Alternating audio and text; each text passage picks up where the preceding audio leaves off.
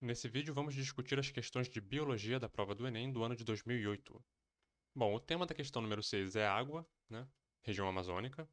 Especificamente essa coisa dos núcleos de condensação de nuvens, que eles vão chamar de NCN. E, enfim, aí o texto, né, vai fazer aí toda a contextualização. Eu circulei aqui, né, as partes mais importantes. Na floresta amazônica, a principal fonte natural de NCNs é a própria vegetação, ou seja, o vapor que alimenta esses núcleos de condensação de nuvens vem da própria floresta. Então, assim, é um sistema autossuficiente. É isso que o texto implica, né? E, enfim, e esses núcleos, então, vão se formar a partir ali de uma partícula na atmosfera, uma partícula, né, de uma partícula, um poluente qualquer mesmo, ou uma partícula sólida na atmosfera, ao redor do qual esse vapor então vai começar a se condensar e formar então o que seriam as gotas da chuva. Aí eu coloco aqui, né, na Amazônia, cuja taxa de precipitação é uma das mais altas do mundo, o ciclo de evaporação e precipitação natural é altamente eficiente. Certo. Então, dito tudo isso, na Amazônia o ciclo hidrológico depende fundamentalmente da evaporação, da transpiração e da liberação de aerossóis que atuam nos núcleos de condensação de nuvens. Repara que evaporação, certo? E transpiração, tudo isso vindo do que? Da própria floresta, certo? A letra A, por exemplo, coloca que a produção, que o ciclo hidrológico depende fundamentalmente da produção de CO2 oriundo da respiração. E aí vamos pensar, a árvore ela usa o CO2 para fotossíntese e elimina O2, certo? Então ela produz oxigênio. Mas ela também respira, então ela vai sim consumir oxigênio e liberar CO2. Eu só não vejo como que isso aqui estaria relacionado com qualquer coisa que foi discutida no texto ou que foi solicitado no comando. Então, né, para todos os efeitos, está errada. A letra C fala das queimadas que produzem gotículas microscópicas de água. As queimadas elas poderiam participar desse processo por fuligem, né, por partículas de poeira que ficassem em suspensão na atmosfera, ao redor das quais então esse vapor de água se condensaria. Então, assim, o produto da queimada, as cinzas, né, o material particulado, estaria atuando mais nessa coisa aqui das partículas em suspensão, né? E não necessariamente produzindo gotículas de água. Ahn, a D fala que esses NCNs estariam sendo trazidos de locais longe, né? Não, o texto fala que eles são produzidos, né, imediatamente acima da floresta. Então, e a letra E fala da intervenção humana mediante ações que modificam as características da atmosfera. Assim, a ação humana certamente pode causar modificações atmosféricas, sem dúvida alguma, ninguém vai discutir isso. Mas dizer que o ciclo hidrológico na Amazônia depende fundamentalmente da ação humana, depende, não, né? Ele pode ser alterado, ele pode sofrer alterações por conta da ação humana. Aí estaria mais correto. Questão número 7. Essa questão aqui ela é bem longa, então eu dividi ela em várias partes, né, para o texto ficar legível. Então, assim, pausem o vídeo aí, leiam né, com calma. Trata, né, da Lei Federal 9.985 de 2000, que fala, né, sobre unidades de conservação. Então, a unidade de proteção integral seriam, né, a gente já começa, pelo nome a gente já vê, né, mais ou menos o que significa proteção integral, certo? E também unidade de uso sustentável. Isso aqui seriam, então, duas categorias de unidades de conservação. Proteção integral ou uso sustentável. E aí, enfim, o texto vai contextualizar, né? Eu sublinhei aqui, né, no finalzinho aqui do texto, blá blá blá, de forma socialmente justa e economicamente viável, só para pontuar como que esses dois, como que essa dinâmica, né, esse conflito do social com o econômico, isso sempre vai estar presente também em questões de meio ambiente no Enem. Enfim, inclusive pode até municiar a pessoa com argumentos na hora da redação, né? A gente não sabe qual vai ser o tema, então, assim, sempre pensar nessa coisa de pesar, né, o social com o econômico. Enfim, não vou me estender muito, não. Até pra gente ir pra segunda parte da questão logo, ainda no texto base, vai ser colocado aqui então, né, que, enfim, leiam com calma aí, um grupo, né, que é composto por pessoas normais, pelas universidades, o governo, vão querer traçar ali projetos envolvendo duas áreas, uma sendo uma área de proteção integral e uma sendo uma área de uso sustentável.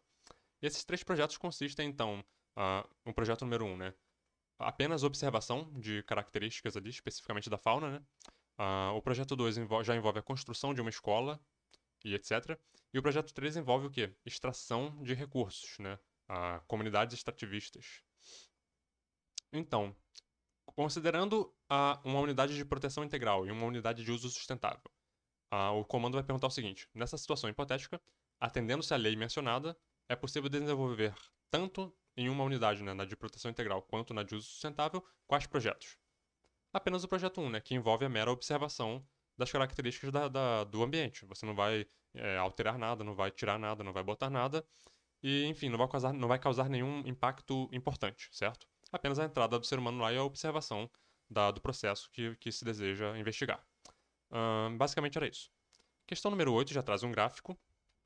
E eu preciso comentar assim que esse gráfico, pra mim, eu bati muito a cabeça tentando entender assim o que ele, eu não sei qual foi a lógica que a pessoa que montou esse gráfico, eu não sei, eu não entendi muito bem, por exemplo, esse eixo Y.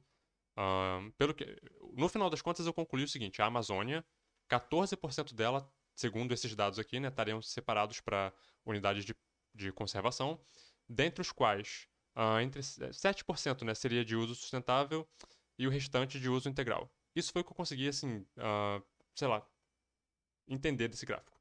Eu achei ele um pouquinho complicadinho, eu não sei por que, talvez, enfim, eu demorei muito tempo, assim, para conseguir ficar confortável com esse gráfico. E o mesmo para todos os outros biomas e eventualmente para o Brasil, né? Só para pontuar o seguinte, se esse gráfico está dizendo que só menos de 14% da Amazônia está separado, foi contemplado, né, com unidades de conservação, eu acho que esse número aqui está muito defasado. Eu vou tentar depois correr atrás de alguma leitura aí para colocar na descrição com um número mais atualizado disso, mas eu achei esse número muito baixo. Enfim, analisando esses dados do gráfico, então perceba, né? Você deveria olhar para o gráfico e a partir desses dados do gráfico, que remetem a critérios e objetivos no estabelecimento de unidades de conservação, constata-se que eu já acho estranho isso aqui. Esses dados remetem a critérios e objetivos no estabelecimento de unidades de conservação no Brasil. Esses dados do gráfico se remetem a critérios e objetivos. Sabe, isso aqui tudo pra mim tá muito confuso. Eu não sei por que eu achei essa questão tão confusa. Mas, felizmente, assim, a resolução da questão foi facilitada e vocês vão entender por quê. Constata-se que, letra D, o estabelecimento de unidades de conservação deve ser incentivado para a preservação dos recursos hídricos e a manutenção da biodiversidade. Tudo nessa questão aqui foi muito confuso para mim. Tudo. O gráfico, o comando e a alternativa que estava certa. Por que foi fácil acertar essa questão? Porque as outras alternativas estavam muito ruins, estavam muito assim erradas. A letra A fala o equilíbrio, blá blá blá, já atingido. Que equilíbrio, né? Mesmo olhando para esse gráfico ruim aqui, eu não vejo equilíbrio nenhum aqui, eu vejo bagunça, eu vejo. Enfim. As condições. A letra B, né? As condições de aridez e a pequena diversidade biológica observada na Caatinga. A pequena diversidade biológica na Caatinga. Enfim. Isso seria um fator de explicação. Eu já encrenco com a coisa da pequena diversidade biológica na Caatinga. A Caatinga, por mais que seja um bioma puxado para o desértico, né? Ele tem ele tem sua diversidade ali de fauna, de flora. Por mais que seja um bioma, né, que a gente considere assim como sendo um deserto, mas ele tem toda uma dinâmica ecológica ali, enfim. Achei super. Não concordei muito com isso aqui. Mas o pior ainda, eles dizem que isso explica então o fato de a área destinada nesse bioma de proteção integral ser menor que nos outros biomas. Se você olhar com atenção nesse gráfico, a área destinada cadê a Caatinga? Ahn, Se você comparar a Caatinga com Pampa, por exemplo, a área é praticamente a mesma. Eu não vou assim, problematizar isso especificamente, não. Eu só acho que, assim, em relação ao que a B disse, se eu tivesse que arrumar alguma explicação sobre por que a Caatinga é tão negligenciada, eu iria muito mais pelo fato de que aquela região é uma região considerada, né, pobre, pouco desenvolvida, por ser um deserto, por ser um solo pouco produtivo. Eu iria mais para esse lado do que propriamente para, enfim, outros tipos de explicação ecológicos. A C fala que o Cerrado e a Mata Atlântica e o Pampa, blá blá blá, apresentam uma proporção maior de unidades de proteção integral. Isso é verdade para o Cerrado, uma proporção maior de unidades de proteção integral, né? Para a Mata Atlântica e para o Pampa, isso não é verdade, a proporção maior é de unidades de uso sustentável. Então a C estaria errada. E a E fala que a sustentabilidade no Pantanal, que é inatingível, e eu paro de ler ela por aqui. Eu não vou gastar tempo do vídeo nem energia terminando de ler uma questão que fala, né, que a sustentabilidade é inatingível. Questão número 9. Vamos ver. Florestas tropicais, reguladores de clima. Eu odeio esse tipo de questão aqui, sabe por quê? Porque ela te dá um texto longo pra você ler, então você lê o texto com toda a atenção do mundo, sabe? Sublinha coisas, presta atenção, olha a referência, tudo mais, toma todo o cuidado. E o comando da questão é um comando tão bobo, tão idiota, sabe? As florestas crescem onde chove ou chove onde crescem as florestas, de acordo com o texto. Enfim, sabe? Achei assim, por um lado, é uma questão que é fácil, né? Pode ser considerada fácil. Então, assim, ninguém zera a prova. Mas por outro lado, pra que fazer a pessoa ler um texto tão longo, gente? Pelo amor de Deus. Sabe, tempo é dinheiro, a pessoa já tá cansada. Enfim. Resumindo, onde a floresta cresce, chove. Foi fácil também de resolver. Eu acho que poderia ter alguma dúvida entre a e a B, né? Então, algumas pessoas podem ter. Se foi pro cara ou coroa, né? Enfim, ficou entre a e a B. Ahn, a C diz onde há oceano, há floresta. E eu gostaria de entender como que isso seria possível. Se tem um oceano, como pode ter uma floresta? A letra D, apesar da chuva, a floresta cresce. Bom, a floresta meio que depende da chuva. Que tal? Então, assim, como assim apesar da chuva? A letra E fala no interior do continente só chove onde há floresta. A lógica que eu usei para refutar a letra A foi a mesma que eu usei para refutar a letra E, por isso que a letra B acabou sendo a melhor alternativa. Seguindo, questão número 10. Essa questão aqui, particularmente, eu acho uma questão muito legal. Essa questão vai trazer uma novelinha pra gente, né? Um drama. Uma novela da mais dramática, que envolve três espécies, né? Uma arara azul, um tucano, tucano toco, e uma espécie de árvore que a gente chama de manduvi. E como vocês podem ler aí no texto, vocês podem pausar e ler com calma. Enfim, o tucano ele é um agente dispersor da árvore. A arara azul, ela depende da árvore para fazer a nidação, construção de ninho. O tucano-toco, que se alimenta do fruto da árvore e dispersa a semente, ele também pode, porque ele é muito eclético, né? Ele pode também se alimentar dos ovos da arara azul. Então, a arara azul depende indiretamente do tucano para que ele disperse a árvore que ela usa para nidação. Entretanto, o tucano, que ajuda na dispersão da árvore, também pode predar os ovos da arara azul. Então rola meio que um conflito de interesses, né? Onde as espécies, a arara azul, por um lado, depende do tucano para dispersar a árvore que ela gosta, mas ao mesmo tempo o tucano é uma ameaça para ela por predar os ovos dela. Dito isso, eu coloquei aqui uma imagem, né, para embelezar um pouco a apresentação. Coloquei aqui a arara azul no tronco do manduvi. Eu tive o cuidado de pegar uma imagem onde tem ela, né, feito um buraquinho aqui no tronco da árvore. Esse aqui é o fruto do manduvi que o tucano pode comer e atuar, né, na dispersão da semente. E aqui está o tucano, que pode tanto comer o fruto do manduvi, como também, de vez em quando, né, pode fazer uma sobremesa ali e comer o ovo da ararinha, da arara azul. Ah, esses são então os nossos atores. E papo vai, papo vem. De acordo com a situação descrita, a conservação das araras azuis depende também da conservação dos tucanos toco, apesar de estes serem predadores daquelas. Só quero comentar o seguinte: claro que essa questão aqui forçou uma barra, né? O tucano não se alimenta apenas do fruto do manduvi, ele pode comer outras coisas, ele pode comer outros frutos também. Enfim. Então, assim. E a arara azul, ela. Eu não sou especialista em arara azul, mas eu não acredito que uma ave coloque ovo, faça ninho apenas num tronco de uma árvore específica. Talvez esse tronco aqui seja melhor, né, para ela fazer o buraquinho e colocar os ovos, então ela goste mais dessa espécie. Mas eu teria que pesquisar para saber se ela é exclusivamente dependente dessa árvore aqui. Então eu deixo também aqui o convite para vocês, né? Pesquisem também sobre isso. Enfim, se eu encontrar algum texto, eu vou colocar na descrição aí do vídeo. E aí vocês deem uma lida também. Mas é legal também, assim, pesquisem, né? Pesquisem um pouco mais sobre a ecologia, sobre as espécies. Eu acho que é um exercício interessante. Será que a arara azul é realmente integralmente dependente dessa espécie de árvore ou ela pode fazer ninhos em outras árvores também?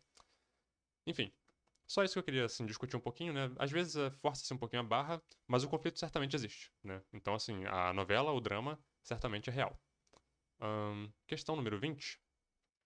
O tema aqui é espécies invasoras, né? Espécies exóticas invasoras. Uma espécie de molusco, o mexilhão dourado, né? Que chegou como penetra na água de lastro de alguns navios que vieram da China. Enfim, essa é a contextualização do problema. E aí coloca aqui uma característica que é típica, né, de espécies invasoras, a disseminação desse molusco e a ausência de predadores. Então, assim, uma espécie exótica, ela pode se tornar invasora na ausência de competição, na ausência de predadores naturais, na ausência de patógenos, na ausência de fatores que limitem, né, que controlem o crescimento da população dessa determinada espécie. Então, uma espécie no seu ambiente natural, onde ela é nativa, ela vai estar presa ali numa dinâmica que controla o tamanho da população dela. Quando você tira uma espécie de um local e coloca em outro, se esse outro local tiver as condições que ela precisa para crescer, né, para ter um aumento populacional, e não tiver fatores que diminuam, né, o número de indivíduos dessa população, que podem ir desde predadores até competidores, etc., essa espécie vai crescer descontroladamente e vai se tornar uma espécie, além de exótica, invasora. Então a espécie invasora é uma espécie exótica que traz prejuízos ambientais para espécies nativas.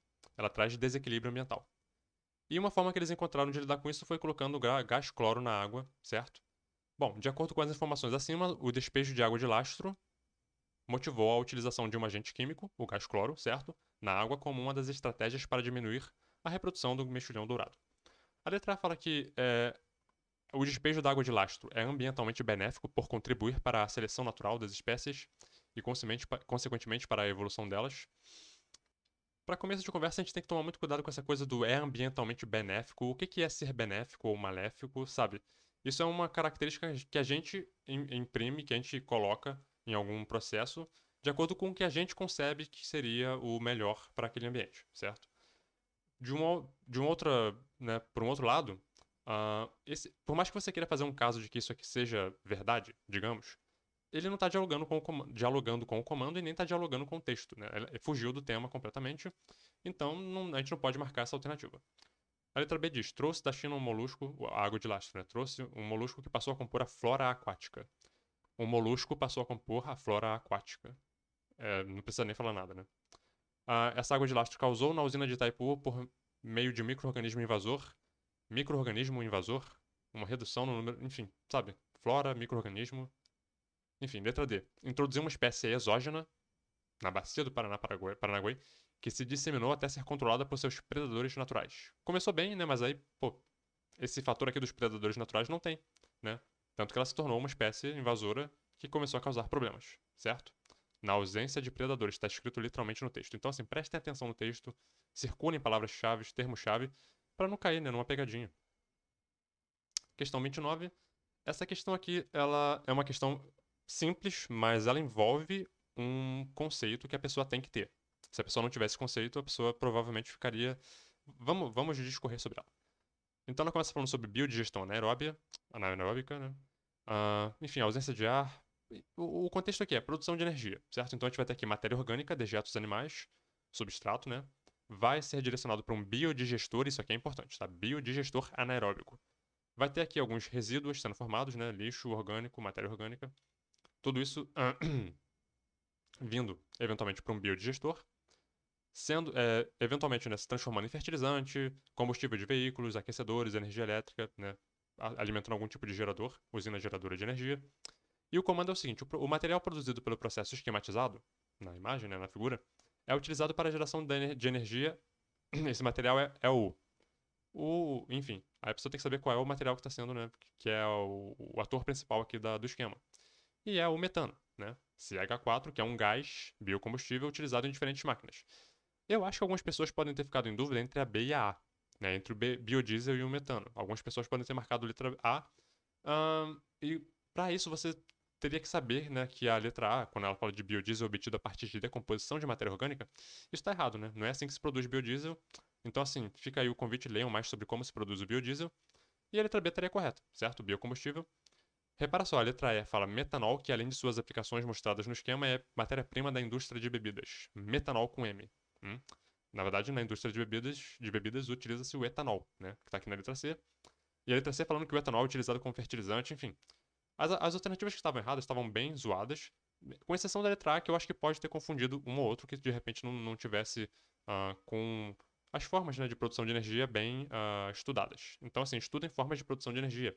Energia hidrelétrica, a energia de biomassa, energia termoelétrica, energia nuclear, né, que sempre cai também, os biodiesel, né, biogás, etc. Estudem tudo isso para ficar com isso tudo bem já na ponta da língua aí, para não cair em nenhuma pegadinha. Questão 43. Uma questão que tem uma pegadinha aqui que, enfim, vamos ver, né? Leiam aí.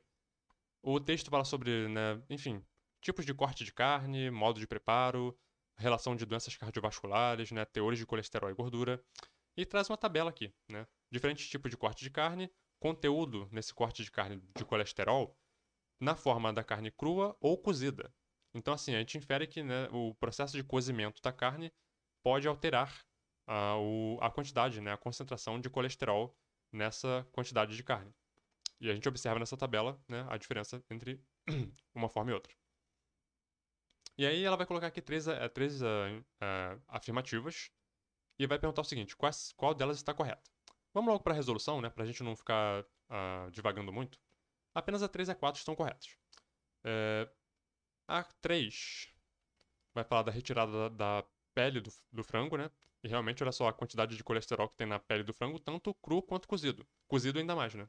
Então, assim, a retirada dessa pele do frango realmente diminui, reduz bastante a quantidade de colesterol no prato que for feito, né, com esse frango. E a 4 diz que a pequena diferença entre os teores de colesterol encontrados no toucinho cru e cozido indica que esse alimento é pobre em água. Toucinho é tecido adiposo. Tecido adiposo realmente é pobre em água, certo? Os adipócitos, né, são ricos em gordura, tem vesículas, tem é, o citoplasma dela, né, tem vesículas cheias de gordura, tem pouco conteúdo de água, então é um tecido realmente pobre em água. Então, sim, o toucinho, que é gordura, né, é pobre em água. A número um diz que. A número um tá errada. Eu quero discutir mais a 2 porque a 2 tem uma pegadinha, olha só. Uma porção de contrafilé cru possui aproximadamente 50% de sua massa constituída de colesterol. O desavisado, né, o cara distraído, que faz a questão correndo, vê aqui, ó, quantidade de colesterol a cada 100 gramas. Então, 100 gramas, né? Aí vem aqui no contrafilé 51. Pô, 51, metade de 100, tá certo, né? E vai lá e marca que tá certo. Qual que é o problema? Aqui é 51 miligramas de colesterol a cada 100 gramas. Então as unidades são diferentes. A unidade de colesterol por miligrama a cada 100 gramas da carne. Eu caí para isso aqui. Né? Eu sou esse tipo de gente que faz a questão correndo e não lê direito a tabela. E, enfim, por que eu tô falando isso? Eu não sinto vergonha? Não tenho vergonha na cara de admitir uma coisa dessa? Eu tenho, né? Mas eu falo isso porque, assim, caramba, né? Eu que faço muita questão de Enem, muita questão de vestibular, tô sempre em contato com isso, tô sempre resolvendo questões diferentes, caio pra uma porcaria dessa, imagina, né? Então vocês que estão aí, muitas das vezes, primeira viagem, né? Indo pro primeiro Enem, cuidado, esse tipo de coisa é real, tá? Mesmo uma pessoa que nem eu que já fez mais de 500 provas de vestibular, não sei de quê, eu caio pra isso ainda, né? É atenção, é a pessoa ter atenção, é a pessoa estar sempre com o cérebro buscando a pegadinha. Toda a questão pode ter uma pegadinha nela e ler com atenção, buscar, né? Circular, ver todos os detalhes, sabe? Circula mesmo, marca, risca, sabe? Faz setas assim, direciona uma coisa só. Isso aqui pode ter relação com isso aqui, para não cair nesse tipo de coisa, né? E, enfim. Bom, vergonhas à parte, né? Vamos para a próxima questão. Questão número 52, aqui agora já é uma questão de genética. É, define-se genoma. Então, a gente já falou de genoma em outros vídeos, né? Diferença de genoma para código genético. Define-se genoma como o conjunto de todo o material genético de uma espécie, que na maioria dos casos. Opa, como assim na maioria dos casos? São moléculas de DNA? Então tem genoma que não é molécula de DNA? Eu coloquei aqui uma coisinha, deixa eu ver. Ah, tá aqui, ó. O famoso coronavírus, né? O genoma do coronavírus, vocês já devem ter ouvido falar, é o quê? É um RNA. Então existem espécies, né? Seja de ser vivo ou não, no caso do vírus não é um ser vivo, né? Mas o genoma dele não é uma molécula de DNA, é uma molécula de RNA. Certo? E blá blá blá, tem um texto enorme aqui, né? O comando é de acordo com as informações, tem uma tabela também, então cuidado com tabela, cuidado com gráfico, cuidado com tudo isso, prestem atenção em tudo, tá? De acordo com as informações acima, tanto o texto quanto a tabela, o tamanho do genoma não é diretamente proporcional ao número de proteínas produzidas no organismo. Isso aqui é verdade? Eu circulei duas coisas aqui, olha só. Oryza sativa, famoso arroz. Tamanho do genoma, 5 bilhões de pares de base. Número de proteínas descritas, 224.181. Ok. Genoma do Homo sapiens, famoso ser humano. 3 bilhões e 400 milhões de pares de bases. Quantas proteínas? 459 mil. Caramba, o genoma do arroz é maior que o nosso. E a gente tem mais proteínas descritas do que o arroz. Então o tamanho do genoma não é diretamente proporcional ao número de proteínas produzidas, certo? Porque nós temos um genoma menor, mas fazemos mais proteínas, né? Temos mais uma variedade maior de proteínas que são transcritas e traduzidas a partir do nosso genoma. As outras alternativas, por exemplo, o conjunto de genes de um organismo define o seu DNA. Bom, os genes eles são parte do DNA, né? A parte codificante do DNA. Então, assim, não entendo muito bem o que essa frase quis dizer, honestamente. A letra B fala que a produção de proteínas não está vinculada à molécula de DNA. Está diretamente vinculada à molécula de DNA.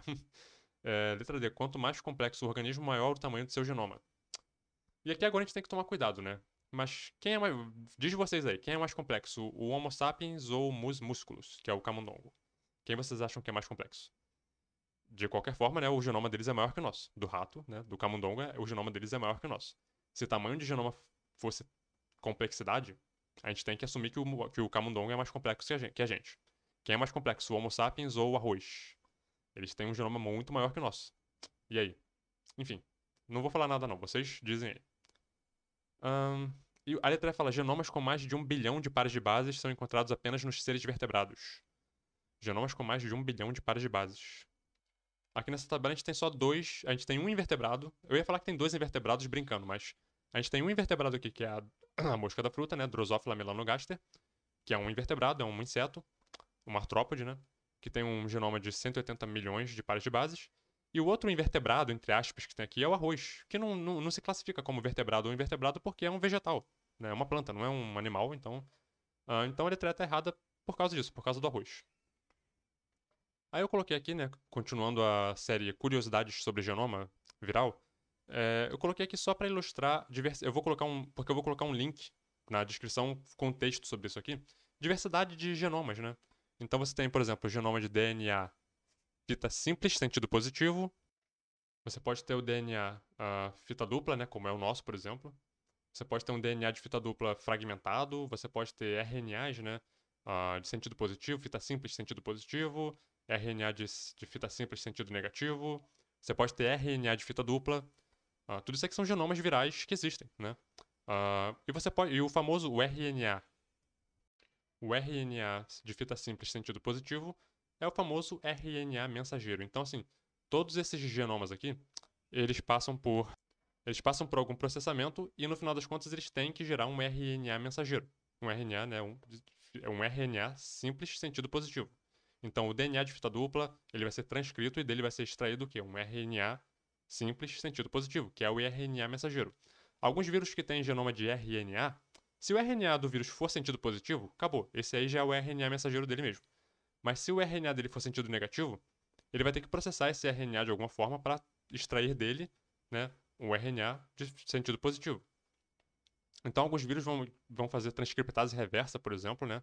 Eles vão construir um DNA a partir do RNA e desse DNA vão tirar o RNA de fita simples sentido positivo. Então, assim, interessante, né? As diferentes dinâmicas dos genomas virais.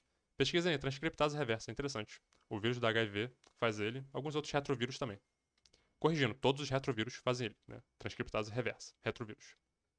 Questão 53, ainda no universo da genética. Ela traz um tema importante, né? Genomas. Ela traz a questão do DNA não codificante. Então, durante muito tempo, os cientistas acreditaram que variações anatômicas entre os animais fossem consequência de diferenças significativas em seus genomas. E hoje em dia não acreditam mais por quê? Bom, a região não codificante do DNA pode ser responsável pelas diferenças marcantes no fenótipo porque contém. Então vamos à resolução. Porque contém informações que, apesar de não serem traduzidas em sequências de proteínas, interferem no fenótipo. Como? Eu coloquei aqui uma imagem, né, do que seria o núcleo da célula, um esquema. E isso aqui cinza dentro do núcleo são dois tons de cinza. É o DNA. O DNA, em intérfase, ele fica espalhado dentro do núcleo da célula, formando meio que uma sopa mesmo. E esse DNA em intérfase, a gente vai classificar ele como eucromatina ou heterocromatina, tá? A heterocromatina vai estar geralmente associada às periferias do núcleo, e a eucromatina vai ser a parte mais central. Qual é a diferença? A heterocromatina, o DNA é mais condensado. Então, assim, ele está num estado mais inativo, tem menos transcrição gênica a partir do DNA da heterocromatina. Enquanto que a eucromatina, por ser menos denso, o DNA fica mais acessível, né, para as proteínas que vão atuar na transcrição. Então, as partes codificantes do DNA geralmente vão estar associadas à eucromatina, certo? Essa aqui é a grande questão. E o DNA, né, essas regiões do DNA, elas influenciam uma na outra, porque lembrem, né, os cromossomos estão dentro do núcleo, o DNA tem uma carga negativa, então as moléculas de DNA uma junto da outra rola ali uma interação, né, por conta dessas cargas, todas elas têm carga negativa com carga negativa se repele. Então imagine, né, como é que é a dinâmica ali dentro do núcleo da célula, esse DNA todo buscando ali uma posição, né, e afetando, interferindo na expressão do outro. E interessante assim, né? Células diferentes do nosso corpo expressam partes diferentes do nosso genoma. Então a gente pode inferir que em células diferentes do nosso corpo esse DNA vai estar disposto dentro do núcleo de maneira um pouquinho diferente, que justifique, né, uma maior expressão de uma determinada região, uma maior expressão de outra determinada região. Eu coloquei aqui também a questão do RNA, né, o processamento do RNA. Uma vez que o RNA foi transcrito a partir do DNA, ele ainda precisa passar por um processamento. Então, mesmo no RNA mensageiro, né, transcrito do DNA, ainda tem regiões dele que a gente precisa tirar. Então a gente faz o splicing, né, do RNA para transformar ele na forma final do RNA mensageiro maduro, onde a gente vai tirar o quê? Introns. Os introns são regiões não codificantes dentro de um gene. Então mesmo os genes possuem regiões não codificantes. E o splicing alternativo, que é assim pequenas variações em qual ponto do gene, né, vai estar sendo então lido para fazer a proteína. Tudo isso então, toda essa dinâmica então mostra, né, a complexidade que é a expressão de proteínas no nosso DNA. Eu não vou nem entrar nas questões das alternativas erradas, não, pro vídeo não ficar muito longo, né? Eu acho que já tá bem resolvido aqui. Questão 57, que eu tenho a impressão que é a última. De novo, também vou falar bem rápido por ela, porque vocês podem pausar aí e ler, né? O texto dela, o esquema é tudo muito objetivo, assim. Tem uma relação aqui entre árvores acácias e herbívoros, grandes herbívoros, né? Enfim, elefantes, girafas, que comem então as folhas dessas árvores. E por essa relação de herbivoria, rola também uma relação ali com formigas, com espécies de formigas. Como? As acácias, né? Quando estão sendo predadas pelos herbívoros, essa poda estimula a produção de néctar. Esse néctar tem uma espécie de formiga que a gente chama de espécie 1, que gosta desse néctar. Essa espécie 1 de formiga leva, através de alguma relação lá ecológica, à diminuição da espécie 2 de formiga. E, eventualmente, à preservação das acácias. A questão não entra muito no mérito de como. Mas a gente pode ver aqui, quando na ausência de herbívoros, não rola a poda das acácias, né? Acaba tendo uma menor produção do néctar, aumento então dessa espécie 2 de formigas, e por algum motivo rola então um ataque de besouros e outros insetos, talvez besouros e outros insetos que venham. É isso que eu fico um tempo assim tentando entender.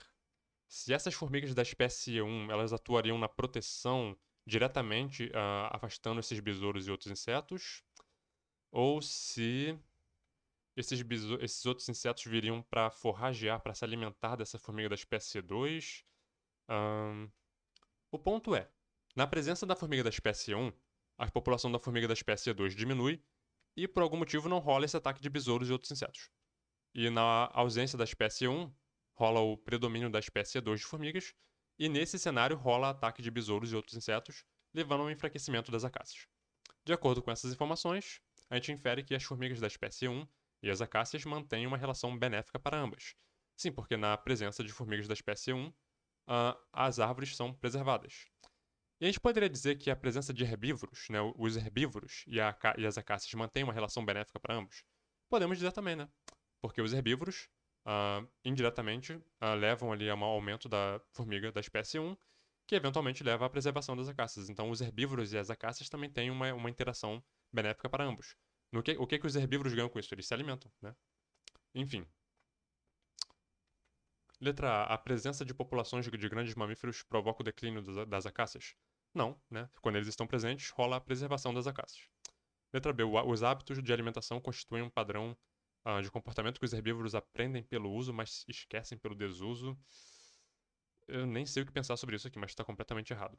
Letra D. Os besouros e as formigas da espécie 2 contribuem para a sobrevivência das acácias. É só ler o esquema, né? Onde tem besouro e formiga da espécie 2, rola o enfraquecimento das acácias. É o contrário.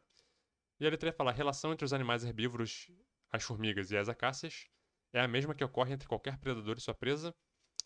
Já é estranho porque, assim, a gente tá falando de herbívoros, e os herbívoros, predador e presa, a gente geralmente a gente geralmente pensa, assim, dois animais, um predando o outro.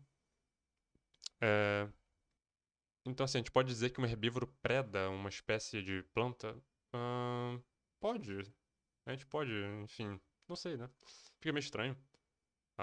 Mas, enfim, a relação predador e presa é uma relação desarmônica, né? Porque um tá literalmente matando o outro. E o que a gente observa aqui é que, apesar, a despeito de os herbívoros estarem se alimentando da árvore e não predando ela, estão se alimentando, né? Estão consumindo ali uma parte dos recursos da árvore. Ahn, a gente poderia associar mais os herbívoros a talvez um parasitismo do que propriamente um- uma predação. Mas eu tô assim, eu tô viajando aqui, tá? Não levem nada do que eu tô falando a sério. Porque eles não matam a árvore, né? Eles levam, inclusive, no final das contas, eles levam a um aumento do fitness da população lá das árvores. Então, assim, um parasitismo que não causaria, no final das contas, um mal para o organismo, né? Mas predador preso acho complicado, não vejo muito isso não. E, enfim, eu acho que ficamos por aqui, né? Tivemos questões de ecologia, fisiologia, genética, meio ambiente. Então, anotem aí, né? Vamos estudar de forma mais sistematizada, de forma mais otimizada e eficiente. E nos vemos no próximo vídeo para discutir a prova de 2009. Até lá!